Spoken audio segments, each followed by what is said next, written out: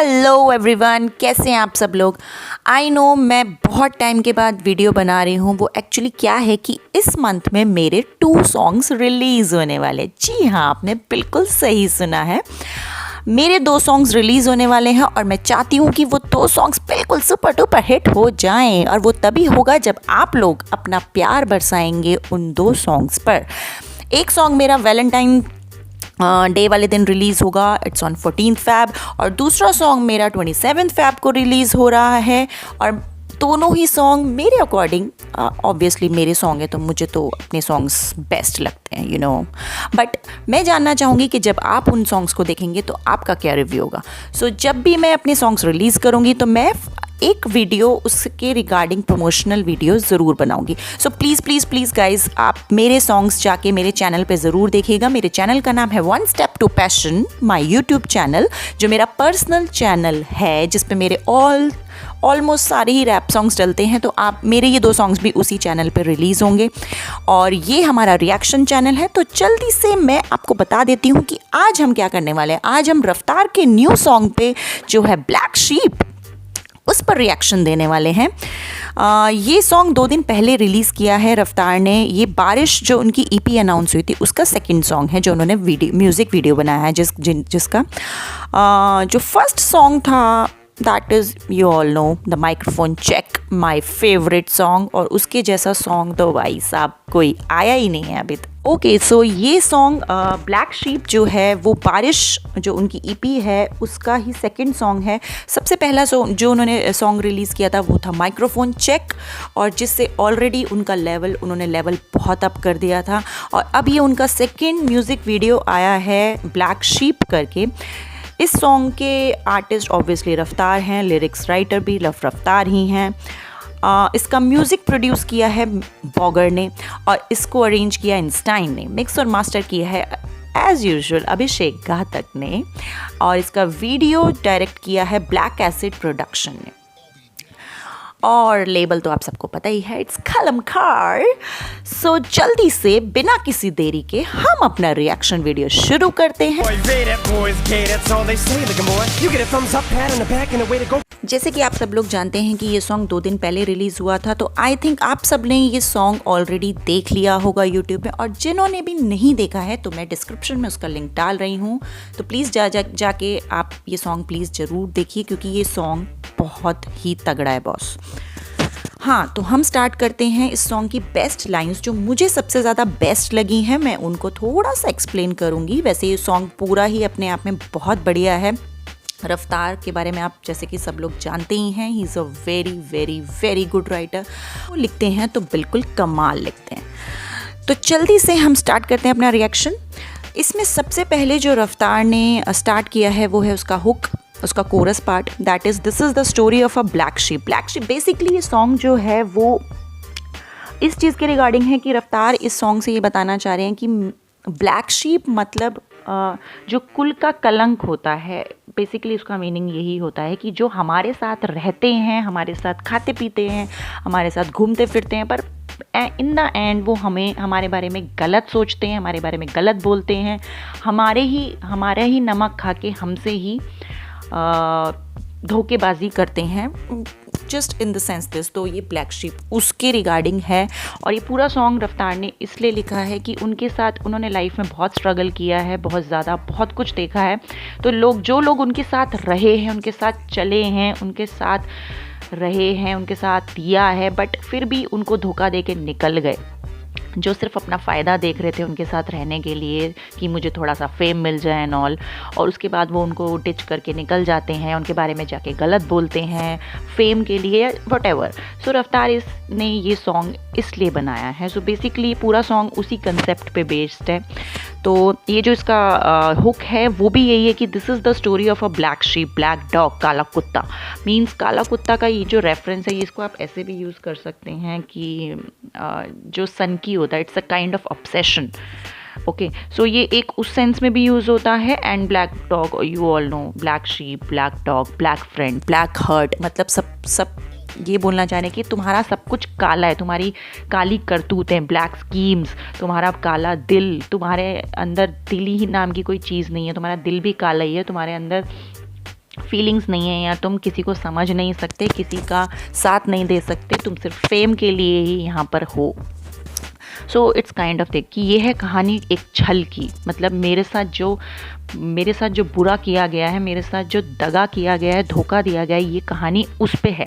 ये मैं इसलिए ये रैप लिखा है उन्होंने, मेरे आज की कहानी तेरे कल की गलती की, मतलब कि ये मेरी आज की कहानी है, पर जो it's kind of a reference here actually कि कर्मा जो होता है कि आप, जैसे कि मैं बहुत बिलीव करती हूँ कर्मा में कि जो आज तुम मेरे साथ करोगे वही कल तुम्हारे साथ भी होगा।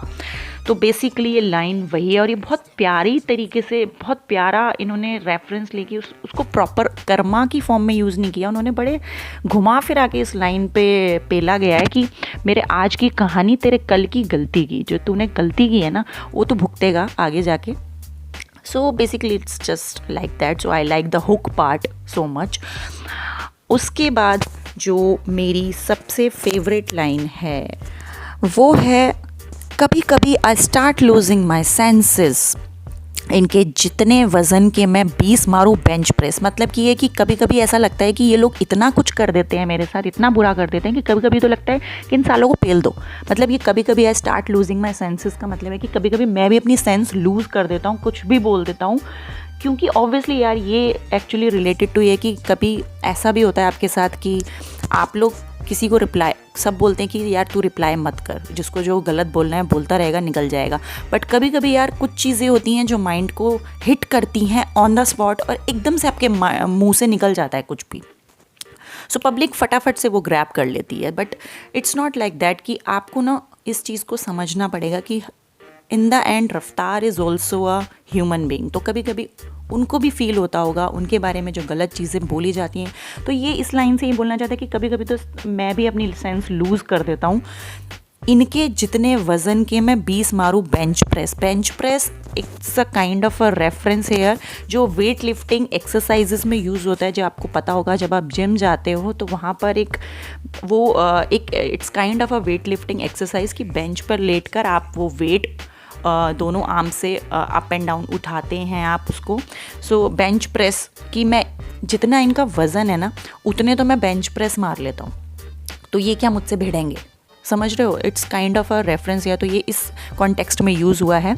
स्क्रूज लूज़ मतलब ये जो भी मेरे साथ लड़ रहे हैं इन सबके सालों के स्क्रू पहले ही लूज़ है, तो इनसे क्या लड़ना, ठीक है। दे दो रेंचेस जो स्क्रू टाइट करता है, आपको भी पता होगा wrench is a kind of a tool जो स्क्रूज को टाइट करता है। सो स्क्रू लूज़, इनके स्क्रू लूज़ हैं भाई, इनको रेंचेस दे दो ताकि अपने स्क्रूज को टाइट कर ले, ठीक है।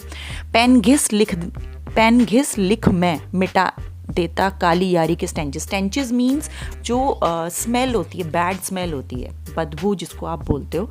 तो वो बोलना चाह रहे हैं कि मैं तो पेन घिस के ही अपना जो काली यारी मतलब जो धोखा देते हैं फ्रेंड्स, जो अच्छे फ्रेंड्स नहीं होते हैं, जो नेगेटिव लोग होते हैं, हेटर्स होते हैं, उनको तो मैं अपने पेन से ही उड़ा देता हूँ।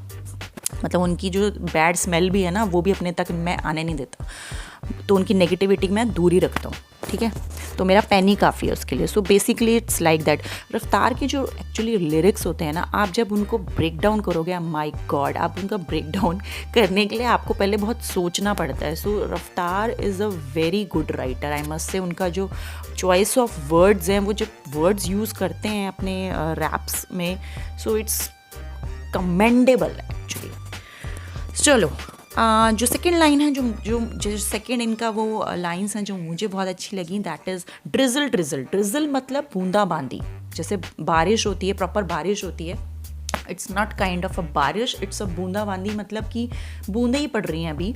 और अगली लाइन है ड्रिजल तभी ये गए फिसल, मतलब अभी तो सिर्फ बूंदाबांदी, अभी तो मैंने सिर्फ बोलना शुरू किया, तुम तभी फिसल गए हो। इसको इस रेफरेंस में भी ले सकते हैं।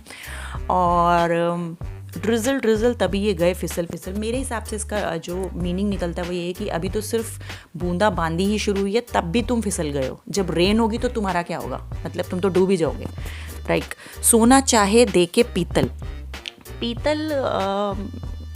जो मुझे यहाँ पे इस लाइन का मीनिंग लगा है वो कि लोग क्या करते हैं आपसे, रफ्तार के साथ जो भी लोग जुड़ते हैं वो फेम के लिए जुड़ते हैं, ठीक है। उनको देते कुछ नहीं है, उनकी बस तारीफ़ की है, वो जो भी है वटेवर, कि देते तुम मुझे पीतल ही हो और तुम मुझसे चाहते हो कि मैं तुम्हें सोना इन रिटर्न गिफ्ट करूं, तो ऐसा कुछ नहीं होता है। ठीक है भाई, बहुत स्ट्रगल्स हैं सबकी लाइफ में, तो सबको स्ट्रगल्स करने पड़ते हैं। ठीक है, सो बेसिकली इट्स लाइन, ये जो लाइन है, सोना चाहे दे के पीतल, तुम देते पीतल हो और चाहते बदले में सोना हो, तो ऐसा हो नहीं सकता। पचती नहीं है लिटल लिटल, पचती नहीं है लिटल लिटल, मतलब थोड़ी थोड़ी भी पीते हैं तो इन सालों को चढ़ जाती है, तो इनको पचती ही नहीं है, पीना तो मतलब इनको पचता ही नहीं है। ठीक है, तो गाड़ी चलती ना चलाई जाती है, बेसिकली जो ये अभी मैं लाइंस बोलूँगी, गाड़ी चलती ना चलाई जाती है, इनको खुद की नहीं मिलती है, पिलाई जाती है मुफ्ती। मतलब कि जैसे कि आप लोगों को पता होगा, मुफाड़ के साथ इनका बहुत बड़ा अभी जो पीछे बीफ चली थी या जो भी वटेवर, तो उसमें जब ये लाइव आए थे इंस्टाग्राम पे, तो इनका एक इंसिडेंट इन्होंने वहाँ पे डिस्कस किया था कि भाई तू पी के गाड़ी चला रहा था, तो तूने ठोक दी। तो वो मुँह फाड़ के लिए बेसिकली हो सकता है कि ये रेफरेंस उस कॉन्टेक्स्ट में यूज़ किया गया हो कि उनको ऐसा भी लगता है कि मुँह फाड़ ने उनको बदले में कुछ नहीं दिया गालियों के सिवा, जबकि उन रफ्तार से फेम मिला है मुँह फाड़ को। बेसिकली रफ्तार इस लाइन्स से ये बोलना चाह रहे हैं कि गाड़ी पचती नहीं तुम्हें लिटल लिटल, क्योंकि उस टाइम पे उसने पी रखी थी। ठीक है, तो गाड़ी चलती ना चलाई जाती है, इनको खुद की नहीं मिलती है, पिलाई जाती है मुफ्ती। मतलब ये खुद की दारू भी नहीं खरीद सकते हैं, दूसरों की ही पीते हैं मुफ्त की। So basically it's just kind of this. और जो एक मुझे बहुत अच्छा लगा, दैट इज़ लाट साहब पाला, जैसे मैं लाट साहब। ये एक्चुअली रफ्तार अपने पेरेंट्स की बहुत रिस्पेक्ट करते हैं एवरी टाइम, वो उनको बहुत ज़्यादा उनके बारे में बताते भी हैं। और उन्होंने ये भी चीज़ अपने इंटरव्यूज़ में क्लियर की है कि रफ्तार को पहले लगता था कि उनके माँ बाप बहुत अमीर हैं, उनको इस तरीके से पाला गया है, जो वो चाहते थे उनको मिलता गया। So basically it's like that only. उन्होंने इस चीज़ में लिखा है कि मुझे लाट साहब की तरह पाला गया है, जैसे मैं लाट साहब हूँ। ठीक है, करूँगा ना मार काट जब तक मेरा आर्ट साथ। ये तो सिंपल लाइन है बहुत कि मैं मार काट नहीं, मैं विश्वास नहीं करता, मेरा आर्ट है, मैं आर्ट से ही जवाब देने में बिलीव रखता हूँ।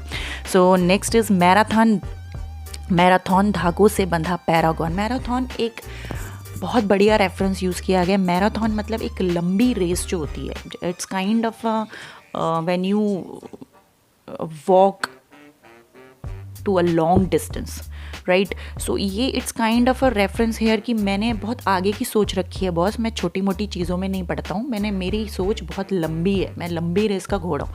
मैं ये नहीं कि तुम्हारे छोटी छोटी चीज़ों में पढ़कर अपना जो मेरा फोकस है वो हटाऊँ। सो मैराथन धागों से बंधा पैरागॉन एक चप्पल का भी ब्रांड है। सो इट्स बेसिकली कि मैंने बहुत आगे की सोच रखी है। और पैरागॉन चप्पल बेसिकली आप यूज़ नहीं कर सकते हो मैराथन चलने के लिए भी, उसके लिए भी। तो basically it's kind of a reference है कि मेरी सोच बहुत लंबी है, मैंने बहुत आगे की सोच रखी है, मुझे इन चीज़ों से कोई फ़र्क नहीं पड़ता। ठीक है, मैंने बहुत स्ट्रगल्स किए हैं अपनी लाइफ में। लंबी रेस भागा मैं, देखा ना कहीं पहला कौन। ये बहुत बढ़िया लाइन लगी मुझे, बहुत अच्छी लाइन कि लंबी रेस भागा मैं, देखा ना कहीं पहला कौन। एक्चुअली ये लाइन है कि मैंने जो सोचा था उस रेस पे मैं भाग रहा हूँ और मैं भागा भी हूँ, बट मैंने कभी ध्यान ही नहीं दिया कि इसमें पहला आया ही कौन है। मैंने ये भी ध्यान नहीं दिया, मेरे पास मतलब मैं अपनी डेस्टिनेशन की तरफ सिर्फ भाग रहा हूँ। दिल का मैला कौन, ठीक है, दिल का मैला कौन है, आई डोंट नो। ये इट्स वो क्वेश्चन कर रहे हैं कि वो बता रहे हैं कि दिल का मैला कौन, मुझे नहीं पता। ठीक है, सब लोग आते हैं फेम लेके चले जाते हैं मुझसे, तो उनके मन में मैल होता है मेरे लिए, या उनके मन में कुछ कालापन होता है, तो मुझे नहीं पता दिल का मैला कौन। झेला मैं तो फिर खेला कौन, मतलब ये भी एक क्वेश्चन है उन्होंने पुट किया है कि अगर मैंने ही सब कुछ झेला है, सारी नेगेटिविटी मैं झेल रहा हूँ, सारे कॉन्सिक्वेंसेस मैं सब कुछ झेल रहा हूँ, तो फिर यार एक्चुअल में खेला कौन है इस चीज़ में, खेल कौन रहा है। तो फिर ये एक क्वेश्चन की फॉर्म में उन्होंने पुट किया, और ये मुझे बहुत अच्छी लगी हैं लाइंस एक्चुअली। चाल चलेगा पहला pawn, I win you never spawn. चाल चलेगा पहले, जैसे कि it's a kind of a chess reference, chess में भी वाइट होता है, वो सबसे पहले चाल चलता है, लेकिन वो ये बताना चाह रहे हैं कि जीतूंगा मैं ही, यू नेवर स्पॉन। सो जीतूंगा मैं ही, तू चाहे चाल पहले चल या तू बाद में चल। ठीक है, सो it's kind of this. So basically पूरा सॉन्ग जो है वो उनकी एक कहानी है, एक स्टोरी है उनकी लाइफ की, कि मैंने अपनी लाइफ में ये स्ट्रगल्स देखे हैं। लोग आते हैं, मुझसे फेम लेते हैं और मुझे ही गालियाँ सुना के चले जाते हैं। तो बेसिकली रफ्तार ने अपना एक स्टोरी का अपनी स्टोरी बताई है इस पूरे सॉन्ग में, और मुझे ये स्टोरी बहुत कनेक्ट हुई है because I am also a Raftaar's fan और उनके बारे में काफ़ी कुछ पता है मुझे। तो जब हमने ये गाना सुना तो मैं उस चीज़ को उन चीज़ों से कनेक्ट कर पाई हूँ। सो मे बी आप लोग भी जब ये गाना सुन रहे होंगे या भी आपने सुना होगा तो आप लोगों ने भी आई थिंक कनेक्ट किया होगा इसको। सो मेरे हिसाब से जो ये गाना है और जो इसके लिरिक्स हैं, obviously it's very very very good.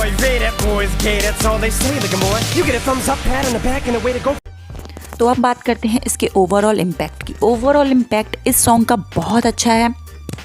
Actually जब भी हम कोई भी अपनी स्टोरी बताते हैं या अपने स्ट्रगल्स बताते हैं किसी सॉन्ग पे, तो पब्लिक उस चीज़ को कनेक्ट कर पाती है अपनी लाइफ से भी, क्योंकि सबकी लाइफ में अपने अपने कुछ स्ट्रगल्स चलते रहते हैं, सबकी लाइफ में कुछ ना कुछ होता ही रहता है। सो पब्लिक आपकी स्टोरी से आप उस चीज़ को ज़्यादा कनेक्ट करती है। तो आई थिंक रफ्तार ने भी इसमें अपने स्ट्रगल्स और अपनी स्टोरी के बारे में बताया कि किस तरीके से लोग उनकी लाइफ में आते हैं, उनके साथ रहते हैं, खाते हैं, पीते हैं और फिर उनको धोखा दे के चले जाते हैं, उन्हीं के बारे में गलत बोलते हैं, उनको गालियाँ सुनाते हैं और वटेवर, सो नेगेटिविटी फैलाते हैं और जो भी है। तो बेसिकली ये स्टोरी उस पर है। सो इसका अगर ओवरऑल इम्पैक्ट की बात करें तो ओवरऑल इम्पैक्ट इसका बहुत अच्छा गया है। लोगों ने इसको डिस ट्रैक भी सोचा कि ये KDM और रफ्तार की जो अभी बीफ चली थी रिसेंटली, जो कि अब फिनिश हो गई है ऑलमोस्ट, आई थिंक सो लोगों ने सोचा कि ये जो ट्रैक निकलेगा वो रफ्तार उनको डिस करेंगे और ये वो वटेवर। बट मुझे इस पूरे सॉन्ग को सुनकर ऐसा कुछ भी नहीं लगा कि it's only related to KDM, may be it's related to somewhere, but ये पूरा का पूरा एक उनकी स्टोरी पर है कि उन्होंने अपने आप को अपने डिस्क्राइब किया है, कि अपने स्ट्रगल्स बताए हैं कि मेरे साथ ऐसा होता आया है और हो रहा है। तो basically it's not a kind of a distract, please इसको डिस्ट्रैक्ट की फॉर्म में ना लें।